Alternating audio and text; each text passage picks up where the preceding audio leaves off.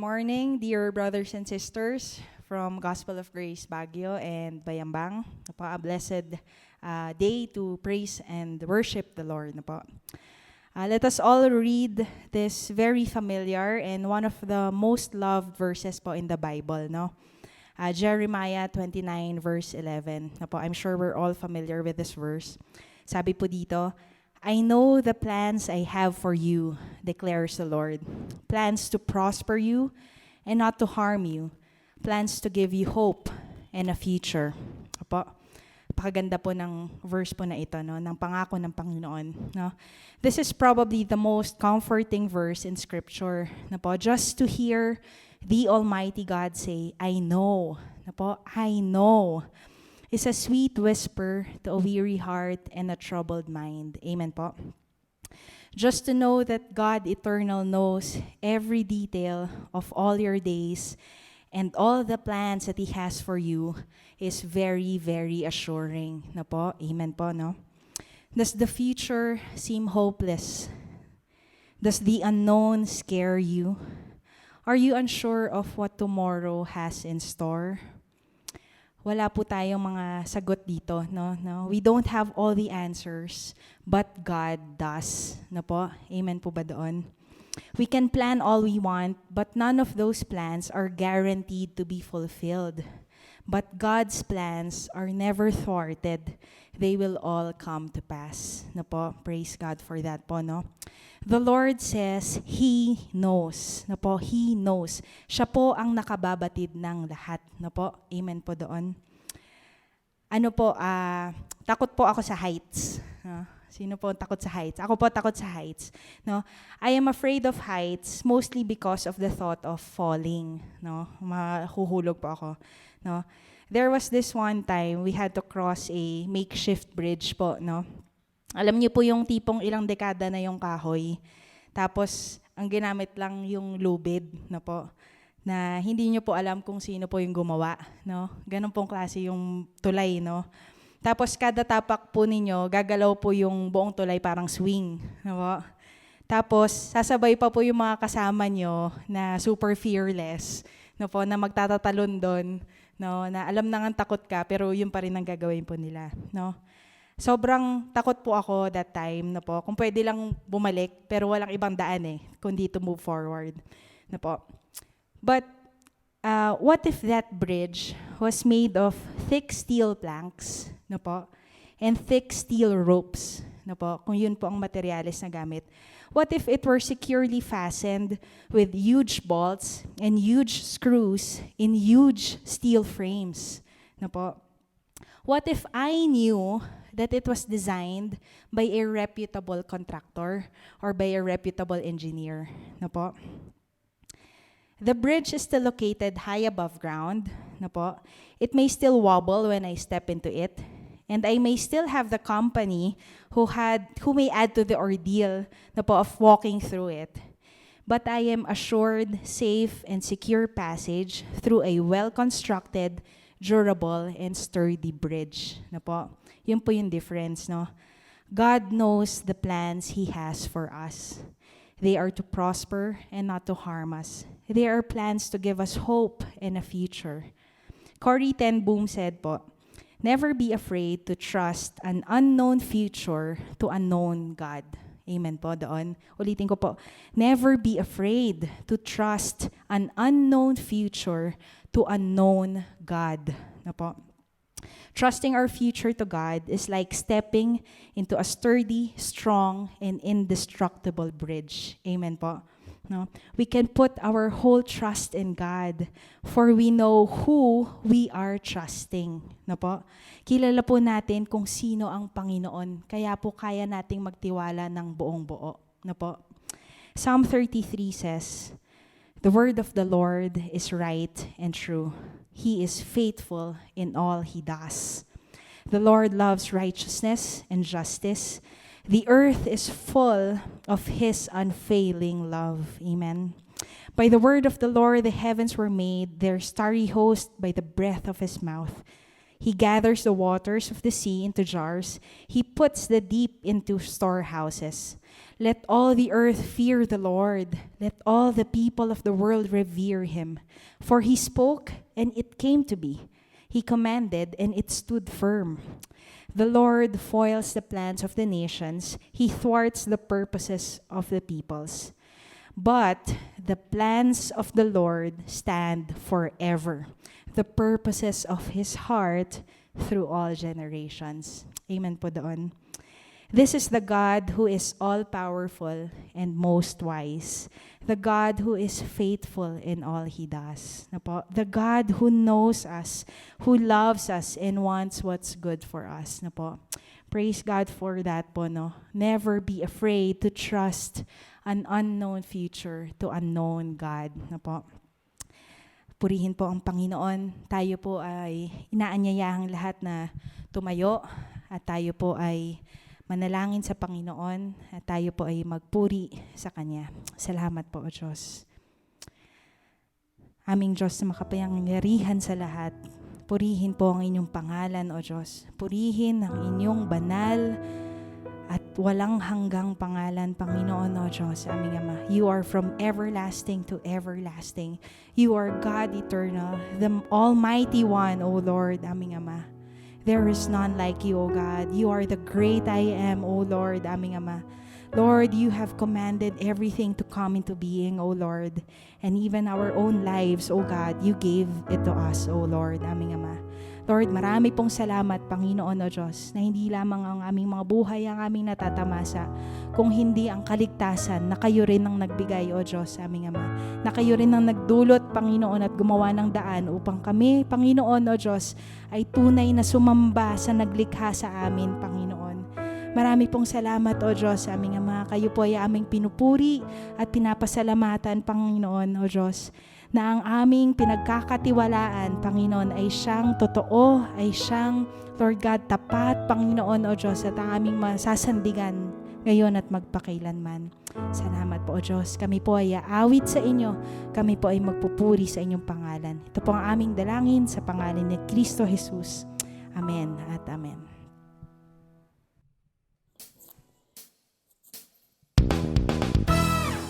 Let's praise the Lord.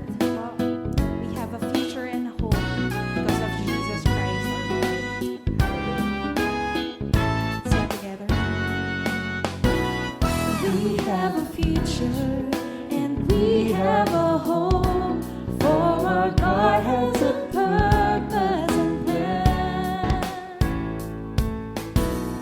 We are not burdened by the sins of our past. They lay buried in the blood of the Lamb. We have a future and we have a hope, for our God has a purpose and plan. We're not afraid of what tomorrow may hold, for he holds us in the palm of his hand. He is Alpha, Omega, the first and the last. He is Lord of our future and Lord of our past. He is the beginning and the end. He is Lord forever. Amen.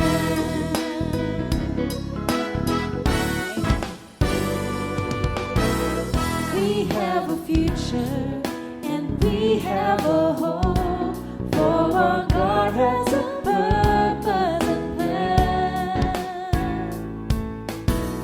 We have a promise that our God will complete every work in us that he began. We have a future and we have a hope, for our God has a purpose and plan. We won't be shaken by the wind and the waves, for in Christ the solid rock we stand. He is Alpha, Omega,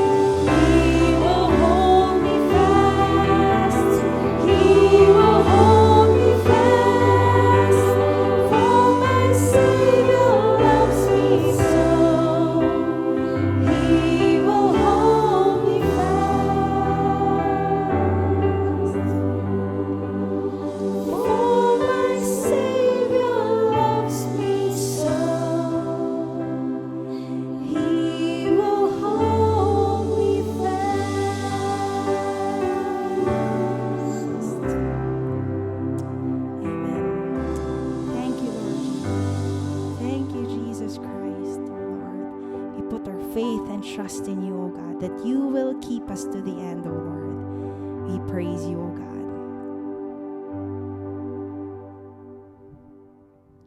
Psalm 28 verse 7 says, "The Lord is my strength and my shield. My heart trusts in him, and he helps me. My heart leaps with joy, and with my song I praise him." Apo. Amen. Let's continue to worship the Lord and sing to him. He has made us glad. Hallelujah. We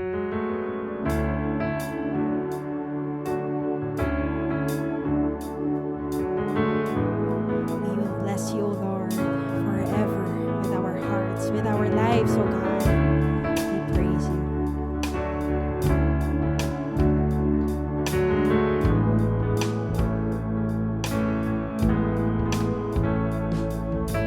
I will bless the Lord.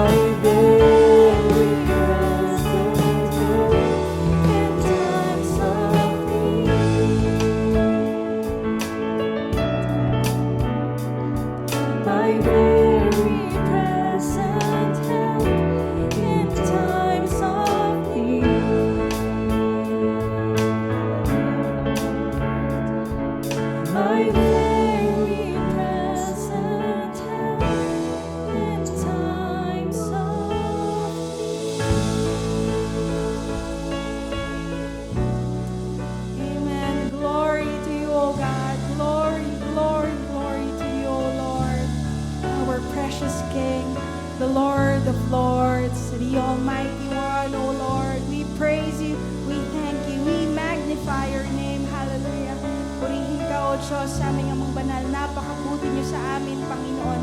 Kayo ay tapat ngayon at magpakailanman, O Diyos. Salamat, Panginoon, O Lord, aming Ama, na aming sinasandigan na siyang totoo at buhay na Diyos ngayon at magpakailan-kailan pa man. We praise you, Almighty Father. We bless your name, O Lord Jesus Christ, our Savior, our Redeemer, the one who bled, who gave His life for us. Salamat po, O Diyos. Purihin ka, Panginoon, O Diyos, aming Ama. Ang lahat po ng ito, O Diyos, ay dinudulot lamang namin sa inyong paanan, Panginoon, na may pagpupuri at pagsamba, Panginoon, O Diyos. Aming mga puso, Panginoon, ay patuloy niyong kaugnayin, Panginoon, sa aming pakikinig ng inyong mayamang salita. Salamat po, O Diyos. We give you all the glory, honor, and praise that you deserve.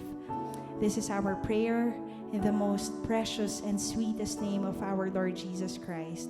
Amen and amen. Praise you, O God.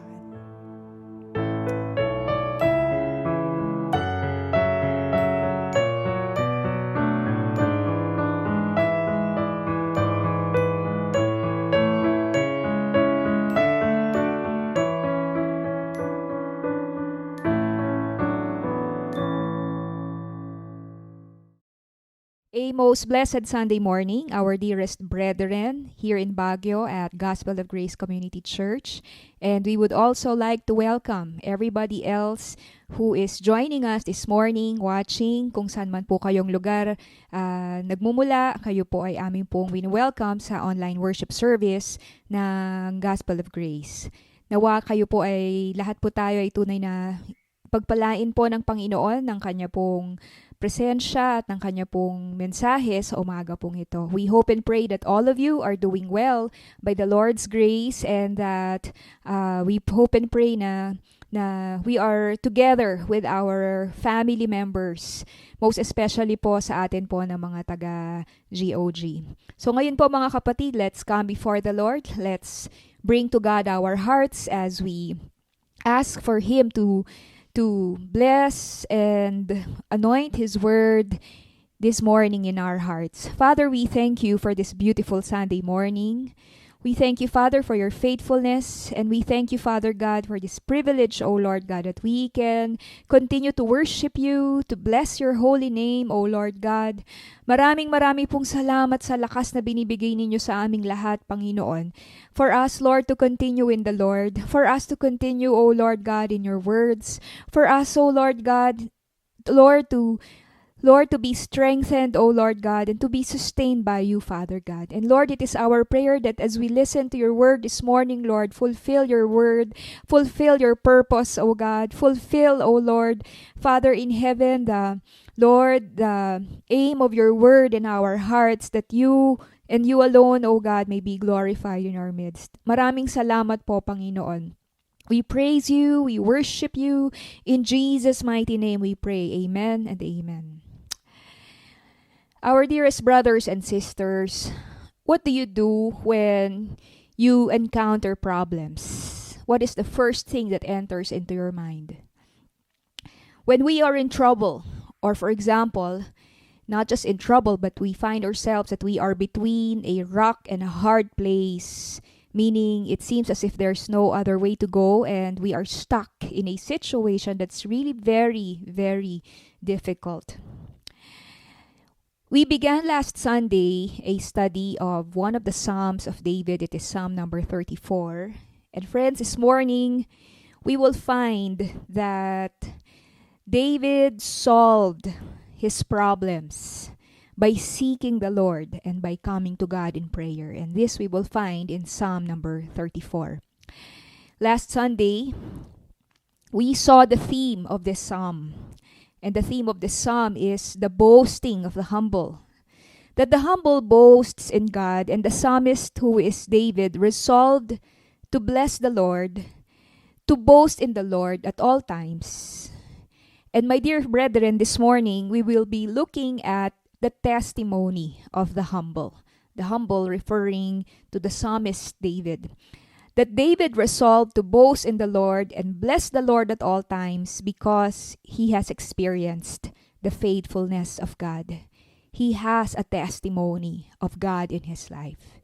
So sa oras po na ito ay muli po nating basahin ang Psalm number 34. Let's read from verses 1 to 7. It says here, Psalm number 34 of David when he changed his behavior before Abimelech so that he drove him out and he went away. I will bless the Lord at all times. His praise shall continually be in my mouth. My soul makes its boast in the Lord. Let the humble hear and be glad. O magnify the Lord with me, and let us exalt his name together.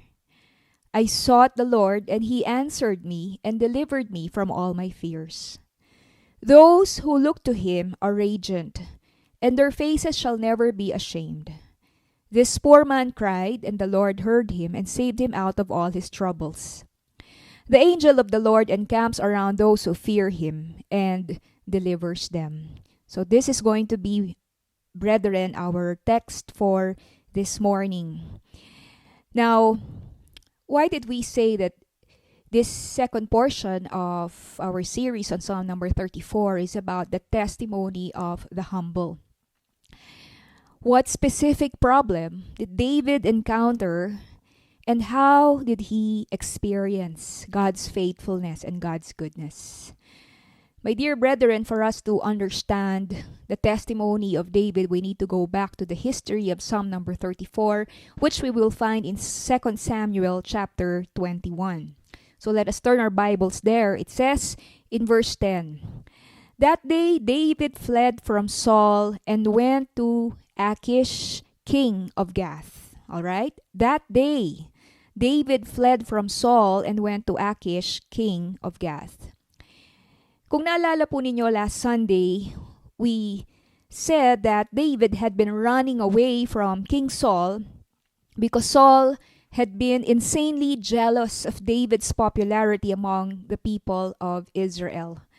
Matindi po ang nangyari po sa puso po ni King Saul, no? He became very, very envious. He became very, very jealous, no, of David, to the point that he wanted to put away David. He wanted to kill David, no?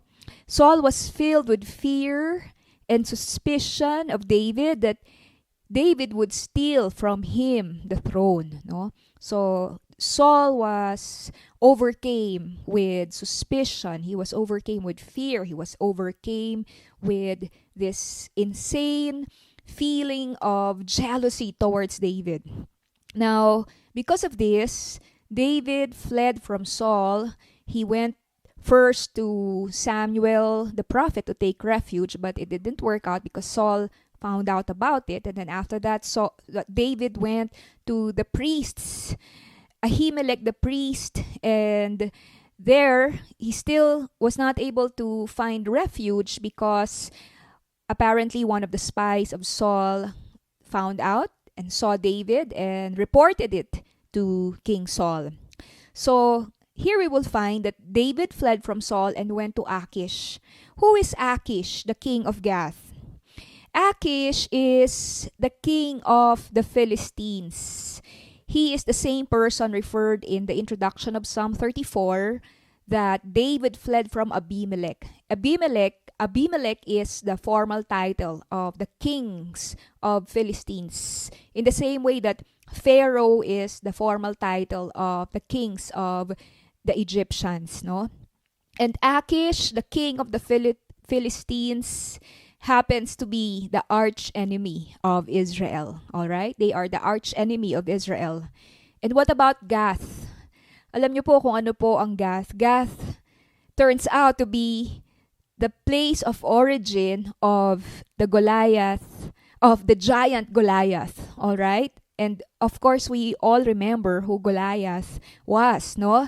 Goliath was the giant that David killed. All right? Goliath was the giant that David killed. So here comes David and his men entering Gath, whose hero David killed. A footnote, brethren, is that when David went to Ahimelech, all right, the priest at Nob, one of the things he did was to carry with him the sword of Goliath, which he got from the priests who kept the sword of Goliath, no? So here comes David with his men the one who killed the hero of Gath, and David was also carrying the sword of their hero Goliath, no? So, the question that puzzles everyone is this: what in the world was David doing taking shelter in enemy territory? You understand, no? What in the world was David doing taking shelter in enemy territory? The answer is we actually don't know, no? We actually don't know. Was David thinking that he wouldn't be recognized by the Philistines? Was he thinking that they would just simply ignore him? All right? He came with we do not know if he really came with his 1,000 men, all right? But definitely they would be noticed, no? Or maybe David wanted to offer his services to King Achish in exchange for safety and dwelling. The point is, we don't know why David sought refuge in enemy territory, all right, in the land of the Philistines, of the king of the Philistines, King Achish. Brethren, have you ever made a foolish move in your life? You are not alone, because even David did a foolish move in his life. And looking back, you wonder what in the world were you thinking? Like, for example, no, after hearing countless stories about scammers and being warned of scammers, you still got scammed. No? You still got scammed. Meron po tayo mga ganong kakilala po, na na-scam pa rin sila kahit alam na nila yung modus operandi nitong mga ito. Still, they got scammed, no po? Now, you are not alone, all right? We are not alone when we happen to make foolish decisions at least once in our lives, because even David committed, one foolish decision that could have cost the lives not just of himself but of his entire men, no? Now in verse 11 there is a big but, no? There is a big but. Why? Because it says here that David fled from Saul and went to Achish, king of Gath. But when they reached Gath, it says here in verse 11, but the servants of Achish said to him, isn't this David, the king of the land? Isn't he the one they sing about in their dances? Saul has slain his thousands and David his 10,000s. So, in other words, na-recognize po ng mga servants ni Achish si David, no? The servants of King Achish recognized David, and they gave to their king a report that would make Achish, their king, sound the alarm bells, no? They called David the king of the land. And they told Achish about the jingle that the women sang about how great a warrior David is compared to Saul. So this report to King Achish says only one thing. If you were King Achish and you received this report only meant one message, and that is, this is enemy alert. Kill enemy. Kill enemy. Yun po ang isa lamang pong pahiwatig nung report na yon ng mga servants ni Achish po sa kanya. And you know what happened to David? It says here, David took these words to heart and was very much afraid of Achish, king of Gath. If I were David, I would also be very afraid, all right? I would also be very afraid because they were in enemy territory. They were defenseless, no? They were there and they actually entered unsuspectingly into the lion's lair, no? So I think what David experienced here was panic. No? What David experienced here was panic. When he learned that the king's servants recognized him and they didn't sound accommodating to them, David panicked. Friends, oftentimes we imagine David to be a valiant warrior who is fearless, someone who would never retreat from battle. But this wasn't always the case, as we can find here in 2 Samuel chapter 21, because it says David took these words to heart and was very much afraid. All right? So he wasn't always the valiant, fearless warrior that we know of who is killing giants like Goliath left and right. No, David wasn't that kind of person. He too knew how to be afraid. As a result, in verse 13, it says, "So he pretended to be insane in their presence, and while he was in their hands, he acted like a madman, making marks on the doors of the gate and letting saliva run down his beard." All right? David pretended to be insane. No? He pretended and acted like a madman. We can just allow our imagination to work on how he did it. But the Bible says he made marks on the door and he let saliva run down his beard. Poor David, no? Poor David. He unsuspectingly entered the lion's lair, and now he had to make a fool out of himself. So that's what happened. Why did David resort to this step? No? Why did David resort to this step of pretending like he was a madman? No? The explanation to that is because in the ancient world, it was regarded as bad luck to kill a madman, because back then people believed insanity was an affliction that was caused by the gods. So if this was the belief of the ancients during the time of David, then he had probably a very, very slight chance of not being killed, no? Because he was pretending to be insane. So in other words, David was desperate. Not only himself, but his entire men would be killed, and David knew that he was the one who was responsible. So ang tanong po ay ito, magwo-work po kaya yung theatrics ni David? Alright? Was David's theatrics going to work? Can he fool Achish into believing that he was truly insane? No? Can he fool the king of the Philistines into believing that he was truly insane? Now this is what happened. Achish said to his servants, "Look at the man! He is insane! Why bring him to me? Am I so short of madmen that you have to bring this fellow here to carry on like this in front of me? Must this man come into my house?" In chapter 22, verse 1, it says, David left Gath and escaped to the cave of Adullam. My dear friends, what does this tell us, no? David and his men escaped death by a hairbreadth. Ano po?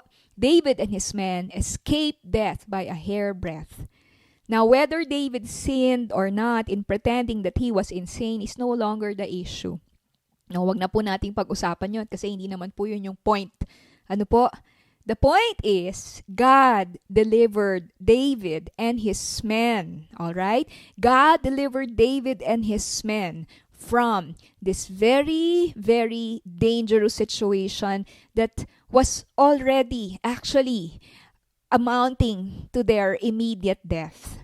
It was clearly God's loving mercy and gracious goodness in delivering David right there before the king of Gath. Friends, ito po yung background ng testimony ni David sa Psalm number 34. No? So when David says that he would bless the Lord at all times because he sought the Lord and the Lord answered him, let us keep in mind that David sought the Lord in light of his wrong decisions. All right? That David sought the Lord because he was desperate for God's gracious favor. Wala na po siyang po pwedeng lapitan. Ano? He was desperate for the favor of God. He knew he made a wrong decision. Ano? He knew it was wrong to enter into enemy territory. No?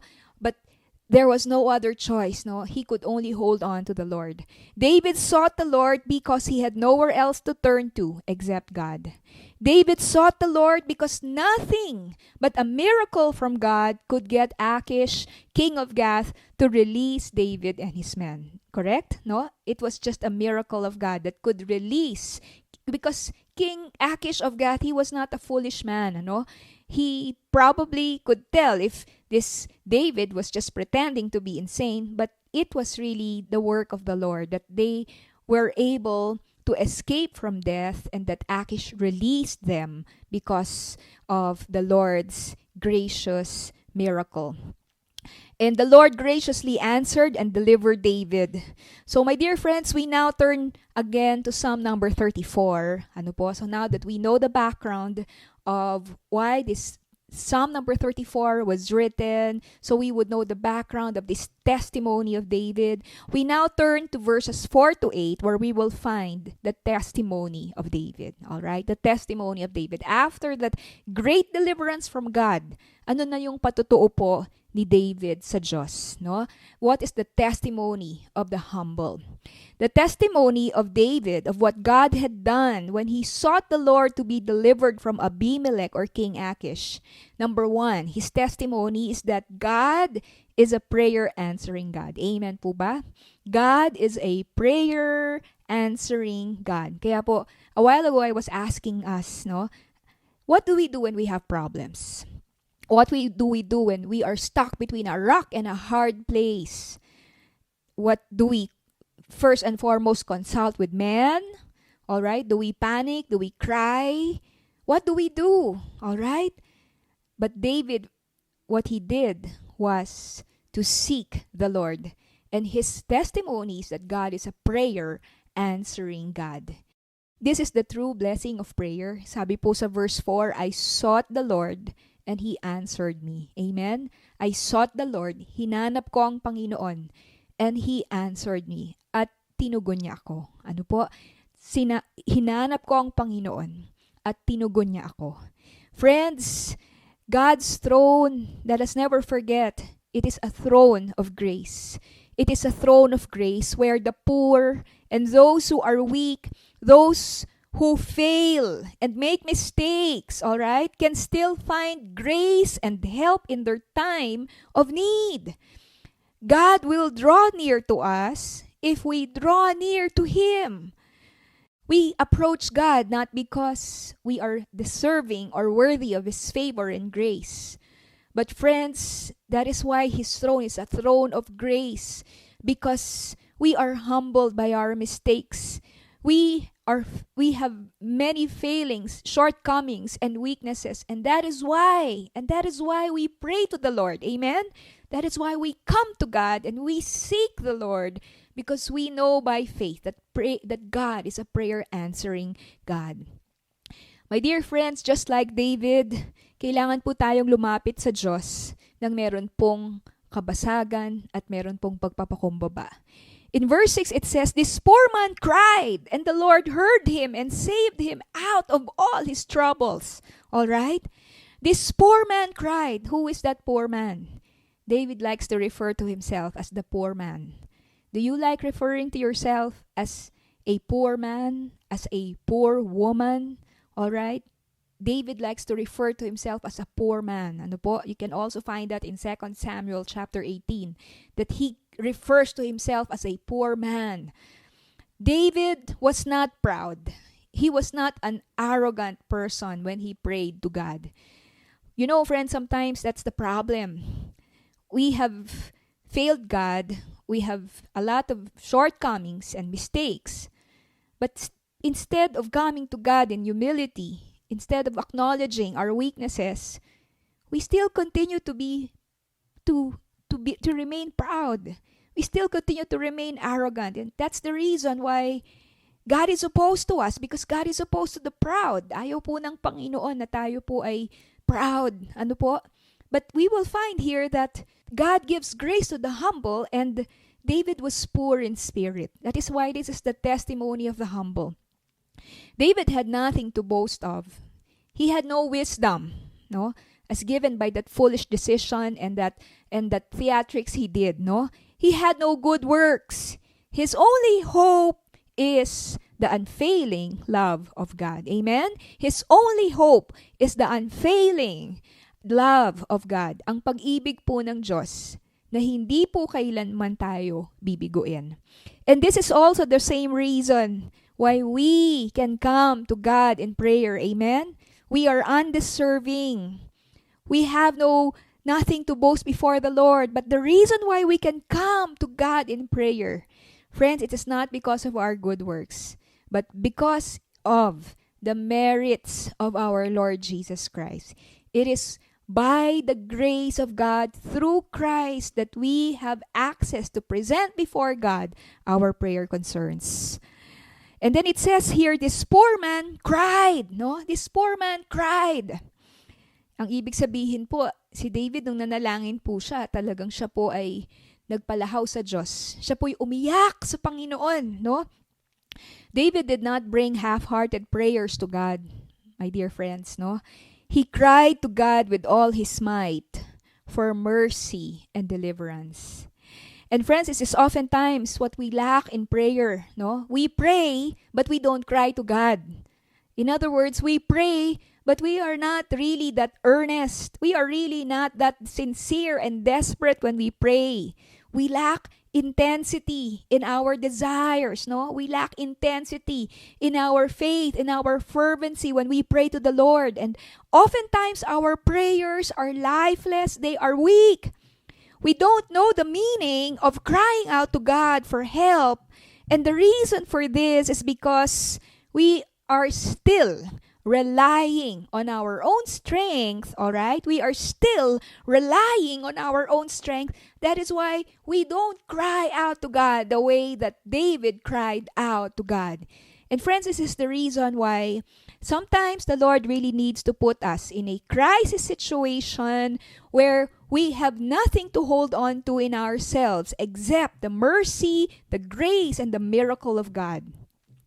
Friends, let me share with you an illustration, a picture of how many of us pray and how we should pray. This is taken from one of the sermons of Spurgeon. At ang sabi po niya, prayer is like a man pulling down the rope below, and the great bell rings above in the ears of God. Some scarcely stir the bell, for they pray so unenergetically. Others but give an occasional pluck at the rope, no? So siguro pinipitik-pitik lang nila yung rope, no? Paminsan-minsan, hinahatak po nila yung rope, no? But he who wins with heaven is the man who grasps the rope boldly and pulls continuously with all his might. My dear brothers and sisters, that is the way that we should pray. Amen? We should pull the rope continuously, boldly, with all our might. And that is the man who wins with heaven. No? Sabi po ni Spurgeon. So that is the first testimony of David. The first testimony of David is that God is a prayer answering God. So my dear friends, do you want to have a testimony? Do you want to have a testimony of the Lord in your life? Whatever it is that you are going through right now, ano man po yun, cry out to God. Seek the Lord, no? Believe that He will answer. But you have to cry out to God and seek the Lord in humility and in the brokenness of our hearts and in faith. It is only because of the merits of His Son Jesus. It is only because of the merits of the blood of Jesus that we can pray and that we can be favored by the Lord. Blessed are the poor in spirit, for theirs is the kingdom of God. The second thing that we will find in the testimony of David is that God delivered David from all his fears. All right? God delivered David from all his fears. You will find this in verses 4 and 5, where it says, I sought the Lord and He answered me. And it says in the second line, and delivered me from all my fears. No? And delivered me from all my fears.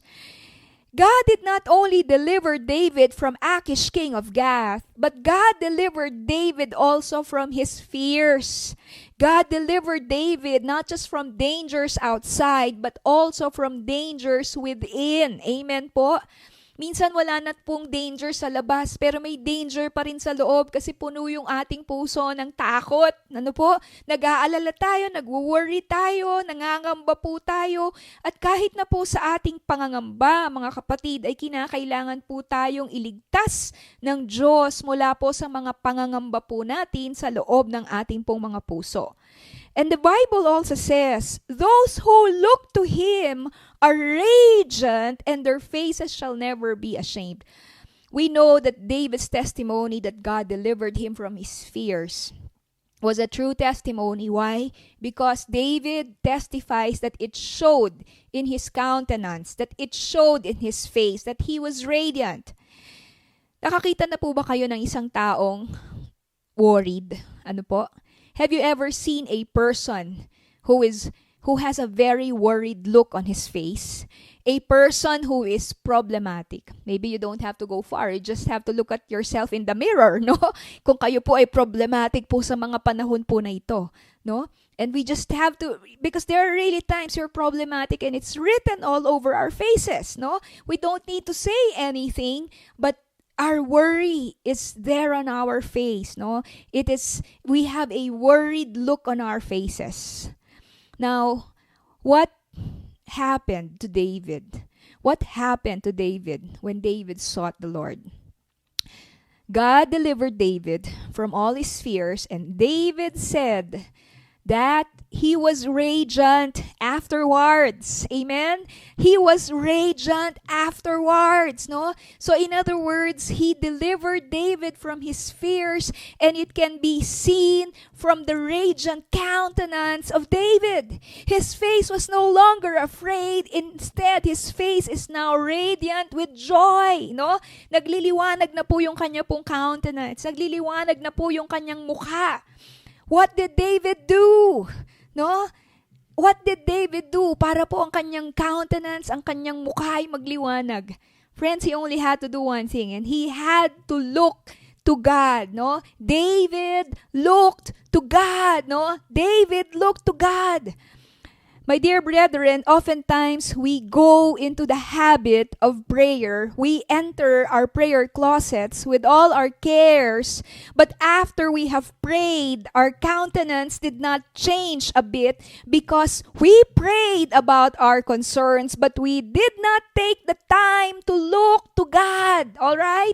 We did not take the time to gaze upon the Lord. We did not take the time to behold the Lord. We did not take the time to worship the Lord. We did not take the time to look to the Lord. And friends, we need to take the time to look to God. We have to behold and gaze upon the Lord. That is the way to be delivered from all our fears. It is to look to God. No, it is to look to God. We have to take the time to worship, to sing to the Lord, to be lost in His presence. We have to take the time to gaze upon the beauty of the Lord. What happens when we look to God? When we look to God, we receive from the Lord His presence, His grace, His life, and we are filled with the Holy Spirit. Looking to God means that we ask God to fill us with His light. And just as when Moses' face literally shone after talking to God, a similar thing happens when our hearts behold God in worship. A similar thing happens when we take the time to love the Lord. Amen po? Minsan po kasi hingi lang po tayo ng hingi. Naintindihan po natin, ano? But we need to take the time to love the Lord. Amen? We need to take the time to love Him. We need to take the time to worship Him and just to enjoy that He is our Savior. Just to enjoy that we have a Savior who is now alive, who is now resurrected, and who is now the King of Kings. And just take the time to enjoy that He is our Christ. He is our Messiah. He is our Savior, and we are His. We belong to the Lord, and He belongs to us forever and ever. Friends, if we take the time to look to God, the heaviness of fear and worry in our hearts will definitely disappear. Ano po? It will definitely disappear. That's the word of the Lord. They that look to the Lord. Ano po? They that look to the Lord, their faces are radiant. And instead, we are filled with the joy of the Lord. Amen po? Hindi po pwedeng maghalo yung joy ng Diyos at saka yung worry po natin. In Psalm number 30, verse 11 and 12, it says, "You have turned for me my mourning into dancing.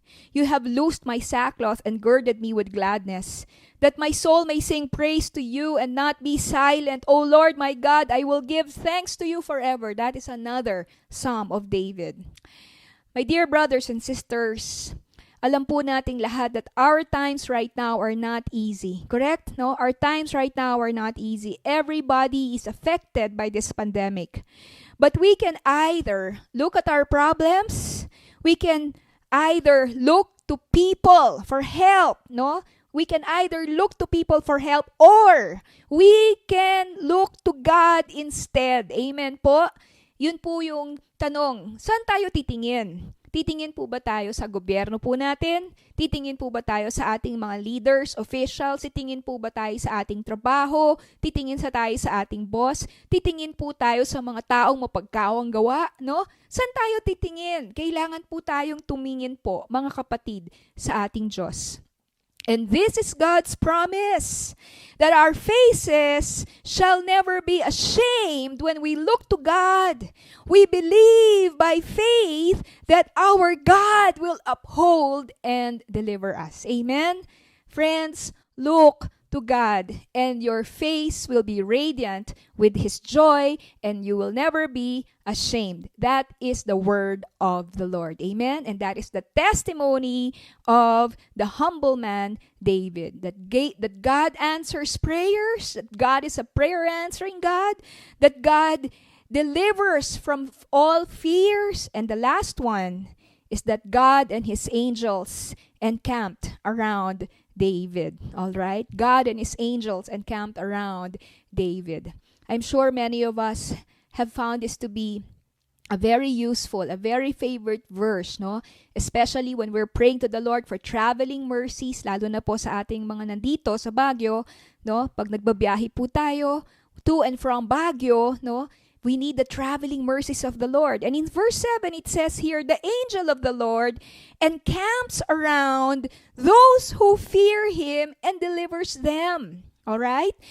My dear brothers and sisters, alam niyo po, in the Old Testament, when the phrase, the angel of the Lord, okay? The angel of the Lord, with the definite article, the, is used, it always refers to a specific being that is different, who is different from the normal angels. In many instances, when the angel of the Lord is used, the angel of the Lord speaks as God and identifies himself as God. All right? So that is the way that the angel of the Lord appears, no? It is how it is used, no? Every time that is used, the angel of the Lord speaks as God and identifies himself as God.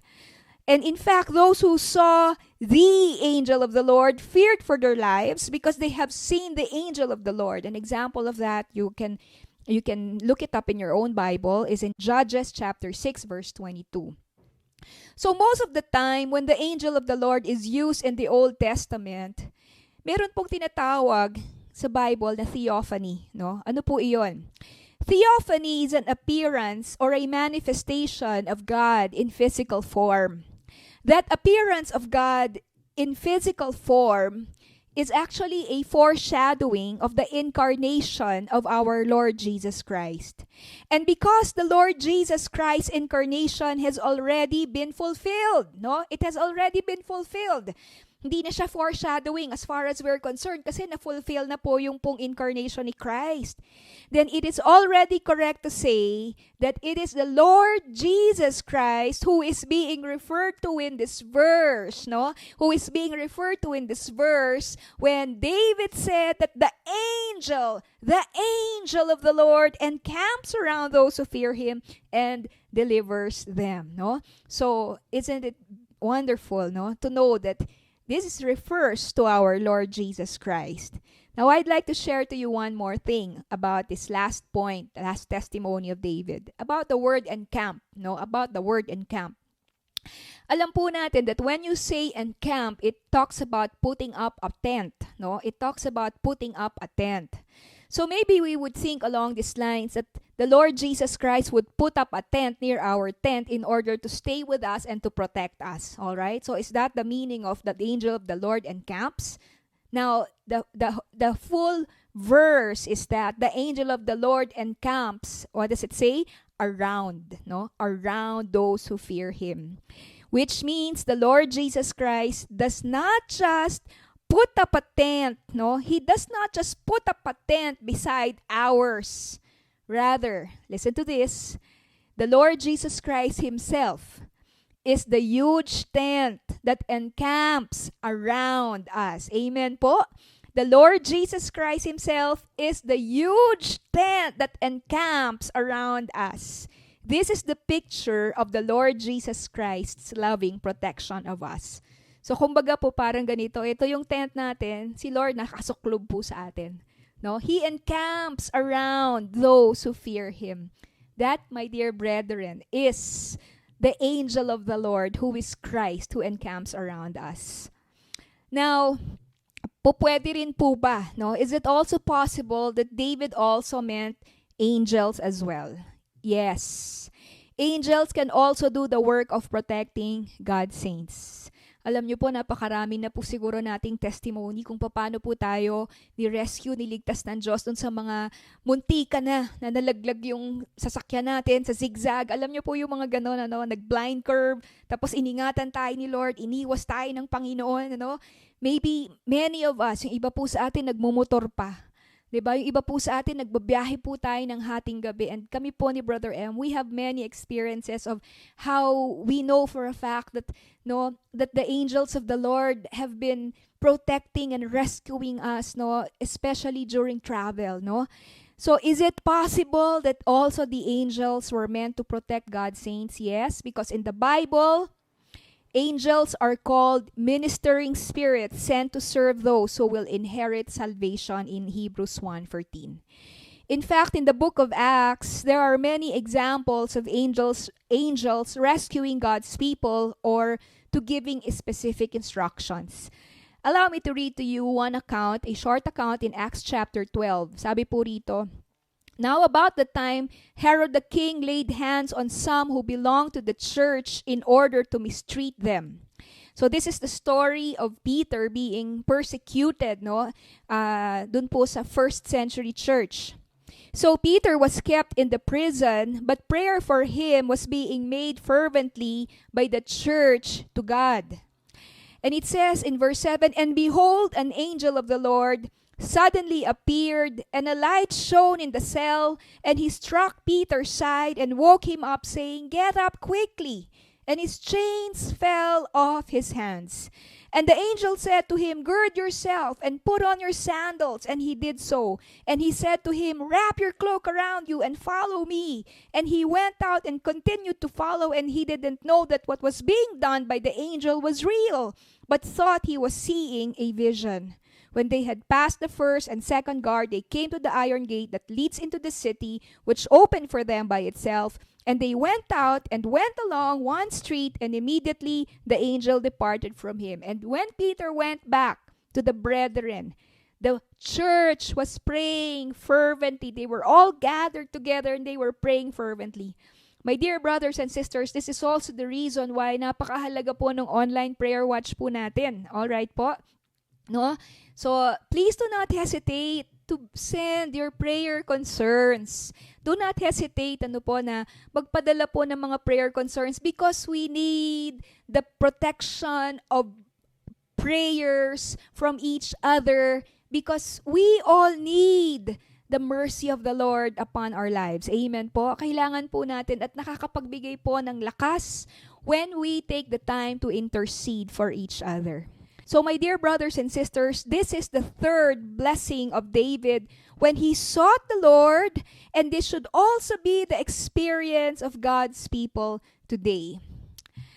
Ever since the pandemic began, alam niyo po ba ito, sometimes we cannot help but be paranoid by a slight fever, slight colds, slight coughing. And yes, sometimes we can't help it, Sometimes we can't help it. Kahit po kapag na inuubo kami o kaya nakaka-experience kami ng para kaming sinisinat, po. But my dear brothers and sisters, let us keep praying. Let us keep praying in faith, believing this promise that Christ encamps around those who fear Him. God will protect us and He will deliver us.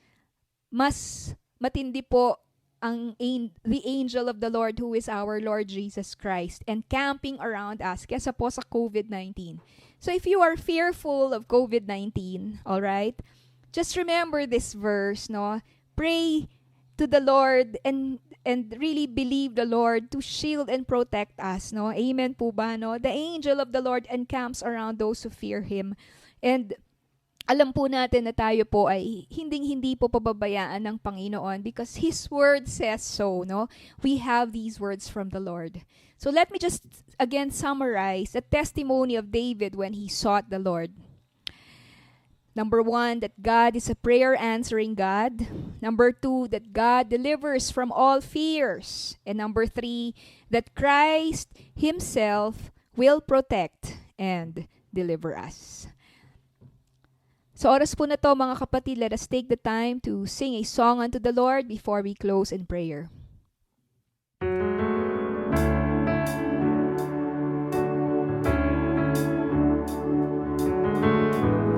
We will bless you, O Lord, forever with our hearts, with our lives, O God. We praise you.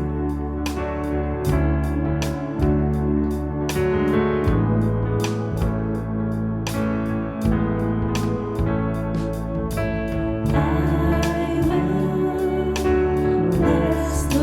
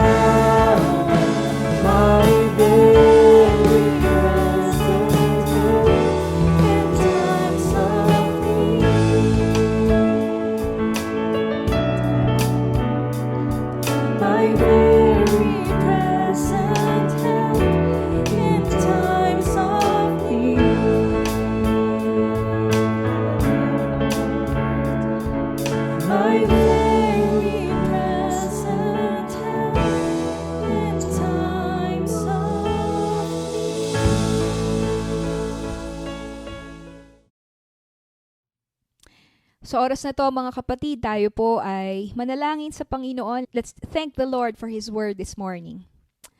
Our loving Heavenly Father, we praise and thank you, dear Lord, for your mighty moving in our midst, O Lord, this morning. Father God, we are so thankful for your word. We are so thankful, O Lord God, for the strength that we gain, O Lord God, in the meditation of your word, O Lord, most especially, Lord, in the word you've given us, Lord God, in Psalm number 34, O Lord. Father God, you know, O Lord, that we have various Abimelechs in our lives, O Lord God. Lord, iba-iba po, Panginoon, Lord, ang mga hinaharap naming mga Abimelech sa aming pong mga buhay. And Father in heaven, O Lord God, you know also, Lord God, those many, many times, Lord God, that we've committed, Lord. We've made a lot of foolish decisions. We've made wrong choices, Lord. We've made wrong steps in our lives.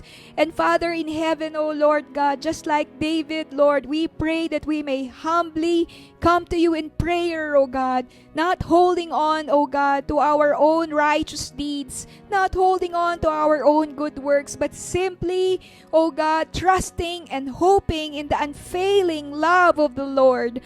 Maraming pong salamat, Panginoon. And Father, ito po ang aming dalangin, Panginoon, sa lahat po ng mga kapatiran naming nakikinig po, Panginoon, sa umaga pong ito, Panginoon. Father, we pray that you will put, O Lord God, Lord, this faith in our hearts to trust you, O Lord God, to believe in you, Lord God. You will put this faith in our hearts, O Lord, O God, to come to you, O God, in humble repentance and acknowledgement that apart from you, Lord, we can do nothing. That apart from you, Lord, O God, Father, we can accomplish nothing apart from your grace. Maraming pong salamat, Panginoon. Father, kinocommit po namin sa inyo ang lahat po ng aming mga brethren, na tunay nga, Panginoon, Father God, we pray for your continued protection, O Lord God, most especially, O Lord, that Baguio is now opening, Lord God, to tourism. Father, we pray, Lord God, not just for our church, but for the entire city and its residents, even our leaders. We continue to pray for your protection. We continue to pray, Lord, for your care, O God. Father in heaven, Lord, that even those who have been infected by COVID-19, we pray for their healing and recovery, O Lord God, in your mercy and in your grace. And most of all, we pray, Father God, that they would come to know the Lord Jesus Christ as their personal Lord and Savior. Father, we also take this time to pray for our brothers and sisters who are not from Baguio, O Lord, who are listening at this time, Lord Jesus. We also pray for them. We pray, Father God, that you will bless their hearts. We pray, Father God, that they will, O Lord, seek the Lord and experience, O God, Lord, the testimony that you are a prayer-answering God. Dalangin din po namin na sila po ay inyo pong iingatan. Sila po, O Lord God, ay inyong po proteksyonan. Maraming pong salamat, Panginoon, sa umaga pong ito na binigay po ninyo sa aming lahat. Kayo lamang, Panginoon, ang patuloy po naming sinasamba, tinataas at pinapupurihan. Father, we pray that in our lives, Lord, just like David, we may have a testimony, Lord, that you are a prayer-answering God, that you are the God who delivers us from all our fears, anxieties, and worries, Lord. And because we look to you, Lord, Father, we will, O Lord, have the radiance of your joy on our faces. Hallelujah. Salamat, Panginoong Jesus. Pinupuri po namin kayo sa magandang araw na ito, Diyos, at sa patuloy ninyong pagkilos at nag-uumapaw, O God, ng presensya sa aming kalagitnaan. Maraming pong salamat, Panginoon. Kayo po, Lord, ang patuloy na magpala at umabot, Panginoon, sa lahat po ng mga tahanan, sa lahat po, Panginoon, ng mga families, O Lord God. Panginoon, mga kapatiran po namin, sila po'y patuloy ninyong abutin lamang, Panginoon. And may we live, Lord, in faith for the glory of your name. We thank you, we praise you, we bless your name, we worship you, we give you back all the praises and the glory and the honor in the most precious, mighty, and sweet name of our Lord Jesus Christ. This is our prayer. Amen and amen. Good morning, our dearest brothers and sisters. May the grace of our Lord Jesus Christ, may the love of our Father, and the fellowship of the Holy Spirit be upon each and everyone. Thank you for joining us, and see you again on our online prayer watches this Tuesday and Thursday. God bless you po.